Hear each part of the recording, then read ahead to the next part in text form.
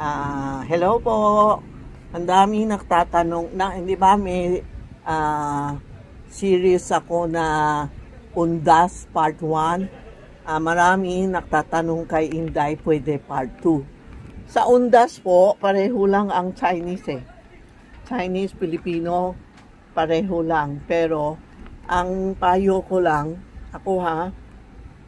payo ko lang, Undas, talaga kailangan pumunta tayo.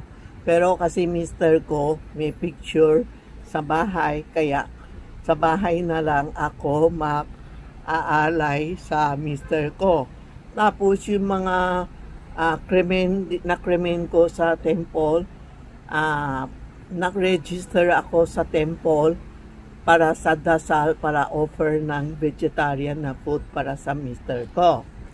Ang payo ko lang, tayo mga may edad na, huwag na tayo pumunta sa cemetery, sa bahay na lang. Alam naman ng mga bilap na andito tayo sa bahay, pakain natin sila ng pakain sa bahay na lang. Yung mga senior po, pakilang sa bahay na lang, papunta muna lang sila, mga anak ko, mga apo mo, mga ganyo, sila na lang pumunta sa sementeryo o sa temple. Ako naman, pwede din, sa kotse lang ako, hindi ako aakyat kasi temple ng Chinese, maraming hagdanan, kaya hindi ako makaakyat sa kotse. Sasabihin ko, tatawag ko sila pangalan niya, tapos yung mga anak ko, magdadala pakain, makaalay na lang. Tapos ako naman sa kotse na lang magdasal para sa kanila, no?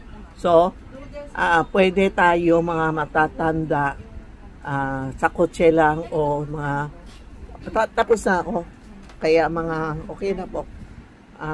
Kaya wag na kayo pumunta sa bahay, na lang tayo mag-atlay sa Undas.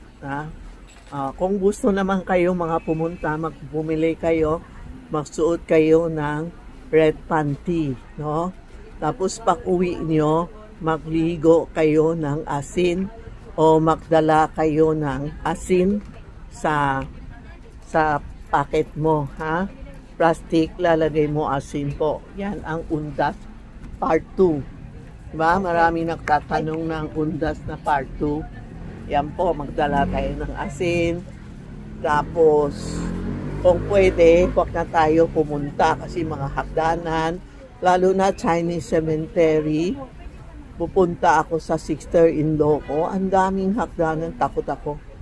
Sabi ko sa anak ko, kayo na lang pumunta. Sa biyanan ko, sa biyanan ng biyanan ko, marami kami pupunta.